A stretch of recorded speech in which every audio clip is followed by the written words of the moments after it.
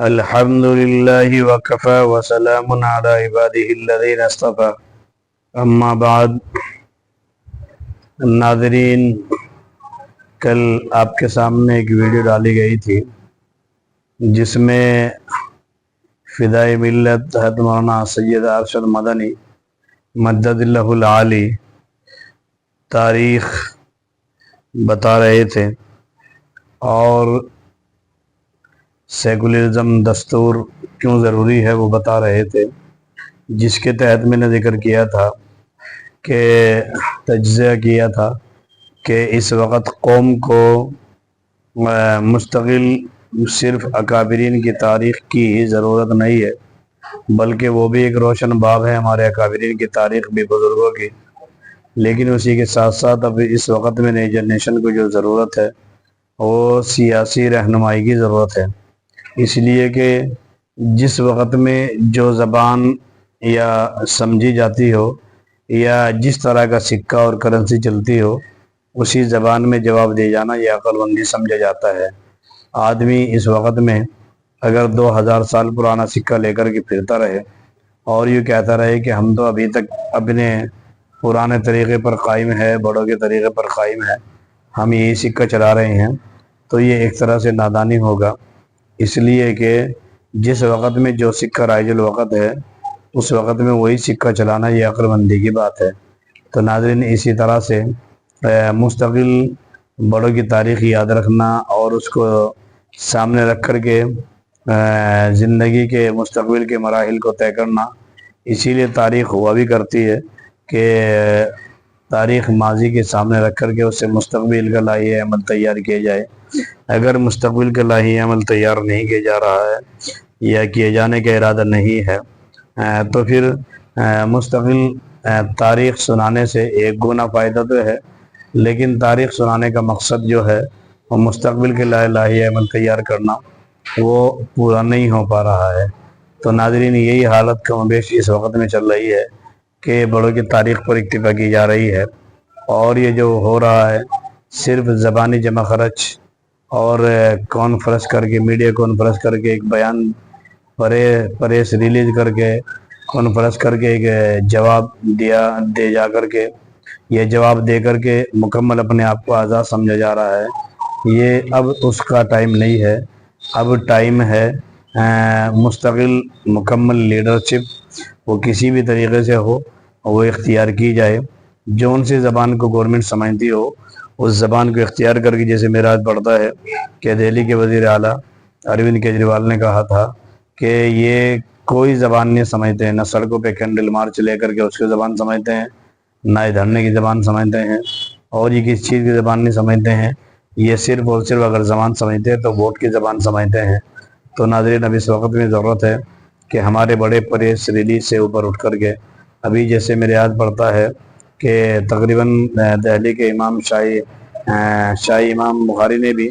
مستقل بڑے ہی درد اور کربناک لہجے میں اور جرأت کے ساتھ مستقل حکومت کے سامنے باتیں رکھی ہیں، مستقل قوم کے سامنے باتیں رکھی ہیں، اور وہ ظاہر سی بات ہے کہ میڈیا کے ذریعے باتیں وہاں تک بھی پہنچی ہوں گی کہ کس طرح سے مسلمانوں کو قتل عام کی کوشش چل رہی ہے، کس طرح مسلمانوں کی گھیر کر کے مار دیا جا رہا ہے، کس طرح مسلمانوں کو مستقل ایک طرح سے ٹارچر کیا جا رہا ہے۔ تو یہاں پر اب ہمارے بڑوں کو سوچنے کی ضرورت ہے، اور بلکہ اب ہمیں انہیں جگانے کی ضرورت ہے، ان کی خدمت میں عرض کرنے کی ضرورت ہے کہ اب صرف جانا پریس ریلیز کرنے کا ٹائم نہیں ہے، دور نہیں ہے، بلکہ ضرورت اس چیز کی ہے کہ مل کر کے اکٹھے ہو کر کے اتحاد کے ساتھ آگے کے لیے کوئی پلاننگ بنایا جائے، کوئی لائحہ عمل تیار کیے جائے، ورنہ پھر بڑے بننے سے فائدہ کیا ہے۔ اس لیے کہ مجھے اس وقت میں شکیل اعظمی کا وہ شعر یاد آتا ہے کہ کتنا مشکل ہے بڑا بن کے بڑا رہنا بھی۔ یہ ایک بڑی چیز ہے، بڑوں کو بڑا بنایا اس لیے جاتا ہے کہ مستقل وہ آگے چل کر کے ہمارے حقوق کے لیے بات چیت کریں۔ چنانچہ اب اس وقت کی جو زبان ہے ووٹنگ کی، اس کے ذریعے سے MLA بنائے جاتے ہیں، MPs بنائے جاتے ہیں تاکہ ہماری آوازوں کو اٹھا سکے۔ اب اس وقت میں جو قوم کی لیڈرشپ ہے امت مسلمہ کی، ان کو چاہیے کہ وہ اٹھے اور اٹھ کر کے قوم کو جوڑ کر کے بات کریں، اس لیے کہ 2-2 کروڑ 4-4 کروڑ روپے کانفرنس میں خراب کر کے، خراب تو نہیں کہیں گے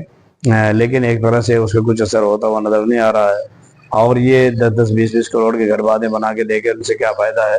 پہلے سے امت کو منظم کیوں نہیں کیا جاتا؟ اور پھر پہلے سے ایسے ہر وارڈ ممبر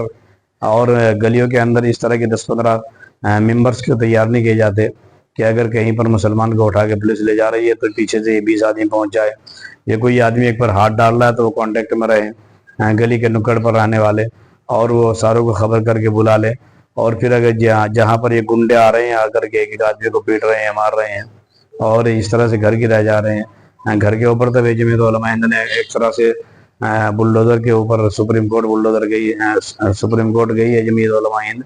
تو اسی طرح تمام مراحل میں بڑوں کو سوچنے کی اور میدان میں آنے کی ضرورت ہے، کمرے میں بیٹھ کر کے پریس ریلیز کرنے سے کچھ نہیں ہوگا۔ ناظرین، اسی کے تعلق سے ایک ویڈیو مجھے شاہ امام پنجاب کی مولانا عثمان صاحب کی ملی، اور اس میں بہت ہی اچھا جھنجھوڑنے کا کام کیا ہے،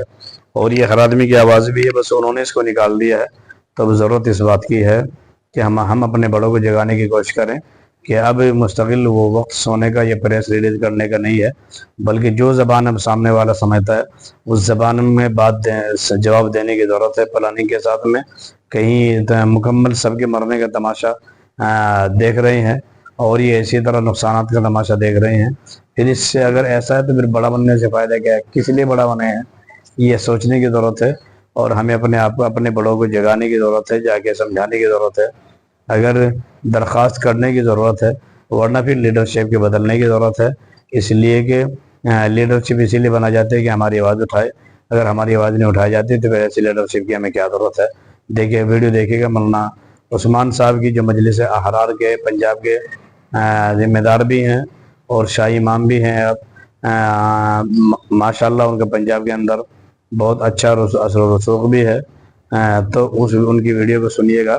اور دیکھیے کیا ان کی بات حقیقت ہے یا نہیں ہے۔ وہ غلط نہیں کہہ رہے ہیں بلکہ صحیح کہہ رہے ہیں۔ یہ ہمارے لوگ سوئے ہوئے ہیں اور اپنے آپ کو بڑا کھلوا بھی رہے ہیں، تو ضرورت اس بات کی ہے کہ مکمل ذمہ داریوں کو جس طرح کے بھی سنجیدگی سے، جسے ہمارے بڑوں نے پہلے لیا تھا، پہلے پاور تھی، برٹش گورنمنٹ تھی، سب کچھ تھا، آج بھی ہے، تو جس طرح ان لوگوں نے فیصلے لیے تھے صاف ستھرے انداز میں دین کو بچانے کے لیے، مسلمانوں کی حفاظت کے لیے، صاف ستھرے انداز میں سوچنے کی، سمجھنے کی اور آگے کے مراحل طے کرنے کی ضرورت ہے۔ سنیے گا، ویڈیو لمبی ہو جائے گی۔ السلام علیکم ورحمۃ اللہ وبرکاتہ۔ اب یہ جو ملک میں مسائل چل رہے ہیں بڑے بڑے، یہ مذہبی مسائل نہیں ہیں، یہ سیاسی مسائل ہیں، اور حضور اکرم صلی اللہ علیہ وسلم نے مسجد نبوی کی چٹائی پر بیٹھ کر سیاست کی ہے، چٹائی پر بیٹھ کر، چاروں خلفائے راشدین نے بھی۔ کئیوں کو میری یہ بات چبھ جاتی ہے کہ جی بڑے مولویوں کے خلاف نہ بولو، میں اس لیے کہہ رہا ہوں کہ بھائی اگر کسی کو قوم نے بڑا بنایا، کس لیے بنایا؟ گھر میں باورچی خانے میں جس کی ڈیوٹی ہے کھانا بنانے کی نا، شام کو نہیں پہنچیں گے تو ناراض نہیں ہوں گے آپ؟ گھر میں مرد کی ڈیوٹی دولت کما کے لانے کی ہے، وہ خالی ہاتھ آئے گا، آپ ناراض نہیں ہوں گے؟ مدرسے میں مدرس کی ڈیوٹی تعلیم دینے کی ہے، وہ نہیں پڑھائے گا تو آپ ناراض نہیں ہوں گے؟ امام کی ذمہ داری وقت پہ نماز ادا کرنے کی، وہ نماز نہیں پڑھائے گا تو آپ کیا ناراض نہیں ہوتے؟ پولیس کا کام لا اینڈ آرڈر کو مینٹین کرنا ہے، وہ نہیں کرتے تو کیا آپ حکومت سے ناراض نہیں ہوتے؟ اگر ہر آدمی اپنی ذمہ داری ادا کر رہا ہے تو یہ جن کو بڑے مولوی بنایا، کیا صرف جلسوں میں ان کو جبے پہنا کے مسافر کرنے کے لیے بنایا؟ ان کو ہمارا تماشا دیکھنے کے لیے بنایا؟ اس لیے کروڑ روپے کی گاڑیاں خرید کے دی ہیں ان کو کہ جب ہم پر مصیبت آئے تو تم چپ ہو کے بیٹھ جانا اپنے گھر میں؟ اس لیے بنایا ہے کیا؟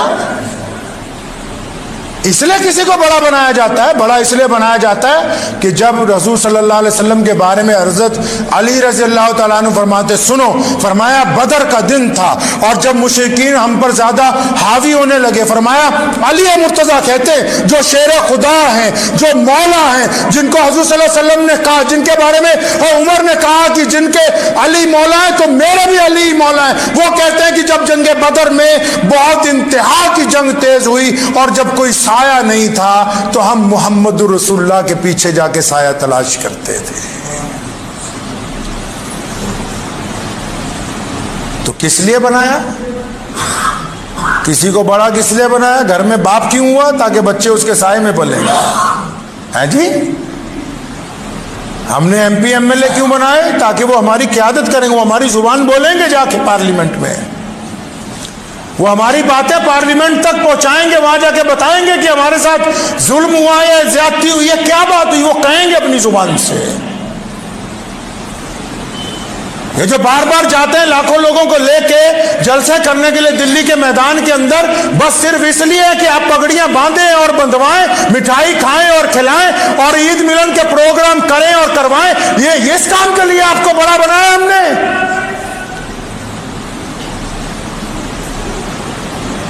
کہ ہماری جب بے بسی ہو تو اس کا تماشا جب پوری اقوام دیکھیں تو آپ بھی ایک طرف بیٹھ کے کہیں کہ ہم نے تو ایک پریس نوٹ جاری کر دیا۔ بس پریس نوٹ اگر جاری کرنے کا مسئلہ ہے پھر اس کے لیے تو 2 سیکٹری رکھ لیے جائے، پوری قوم رکھ لے 2 بندوں کو، یہ پریس نوٹ نکال دیا کریں ٹائم کے اوپر۔ دلی کی جامع مسجد کے ممبر پر کوئی بیٹھا ہو اور اس کی زبان نہ کھلتی ہو، اور ملک کے 4 بڑے مدرسے، دارالعلوم دیوبند ہے، ندوۃ العلماء ہے، علی گڑھ کی مسلم یونیورسٹی ہے، مزار العلوم ہے، اور وہ خاموش رہے، ہم کچھ نہیں بول سکتے، تو پھر آپ بڑے بنے کیوں ہیں؟ کوئی آپ کے بغیر ایسا تو نہیں کہ قوم نہیں چلے گی، ایسا بھی نہیں ہے۔ میں نہیں رہوں گا تب بھی مسجد آباد رہے گی،